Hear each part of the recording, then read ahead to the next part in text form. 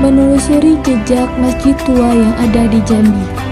Masjid ini berada di Kelurahan Olak Kemang, Kecamatan Danau Teluk, Kota Jambi.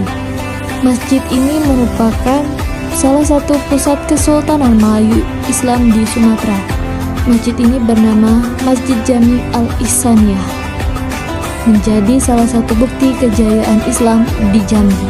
Berdasarkan catatan sejarah pemerintah Provinsi Jambi, Masjid Jami Al-Ihsaniyah didirikan pada tahun 1880 oleh salah satu ulama kondang pada masanya, yakni Syed Idrus atau Habib Idrus alias Pangeran Wirokusumo.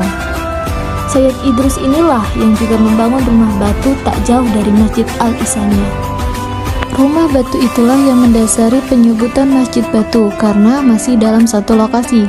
Penyebutan batu konon karena di daerah tersebut masjid dan rumah batu yang dibangun berbahan dasar dari batu atau ubin, sementara rumah dan bangunan lainnya masih terbuat dari kayu.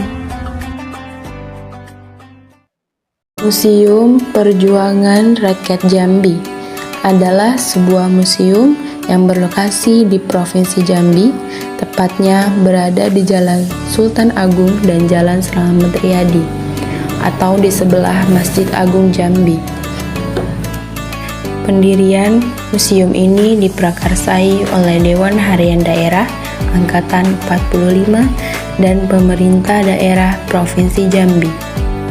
Museum Perjuangan Rakyat Jambi secara simbolis dibuka oleh Presiden Republik Indonesia kedua, yaitu Soeharto, pada tanggal 10 Juli 1997 bersamaan dengan pembukaan MTQ Nasional ke-18.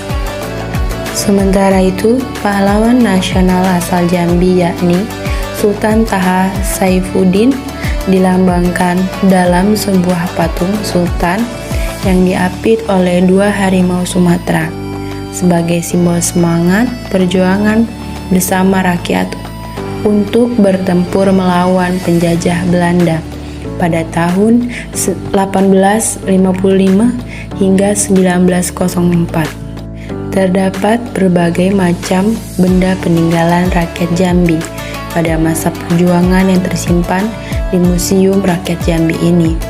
Contohnya adalah pertempuran Selempang Merah di Kuala Tungkal pada tanggal 21 Januari 1949 tepat pada pukul 11.30.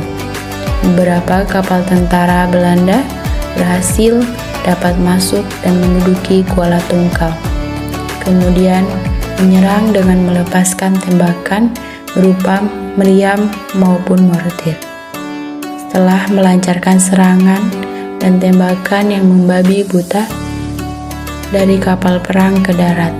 Pada saat itu, rakyat Kuala Tungkal yang beragama Muslim sedang bersiap-siap untuk melaksanakan sholat Jumat di dua buah masjid yang ada pada saat itu. Masjid Raya sekarang berada di wilayah Tungkal Ulu dan Masjid Agung yang ada di wilayah Tungkal Ilir. Serangan tentara Belanda tepat mengenai kubah masjid atau menara Masjid Agung sehingga bulan bintangnya jatuh berkeping-keping dan masyarakat berlarian menyelamatkan diri sampai keluar, yang mengakibatkan juga sholat Jumat pada saat itu tidak dilaksanakan. Benda-benda peninggalan pada pertempuran ini antaranya yaitu baju raja, keris, Al-Quran Stambul, dan ada kampilah.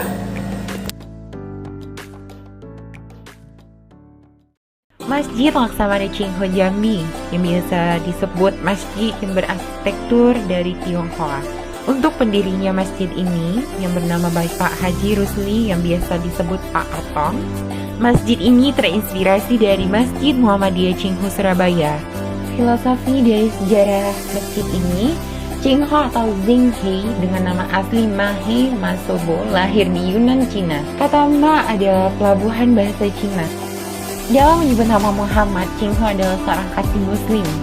yang menjadi kepercayaan Kaisar Yongle dari Tiongkok. Kaisar ini berkuasa pada tahun 1403 sampai 1424.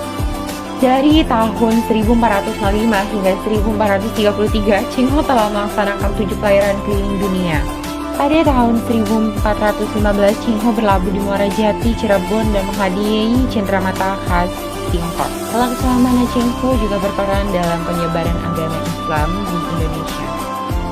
Laksamana Ching Ho juga terkenal dalam pimpinannya. Pasukan yang ia pimpin mencapai 27.000 orang. Ching Ho sendiri menaiki kapal tersebut dalam sejarah kapal laut terbesar dengan panjang 120 meter. Yang terpenting, armada Laksamana Ching Ho bukan untuk menjajah, melainkan untuk diplomatik dan misi dakwah Islam dan mengenalkan budaya negeri asalnya.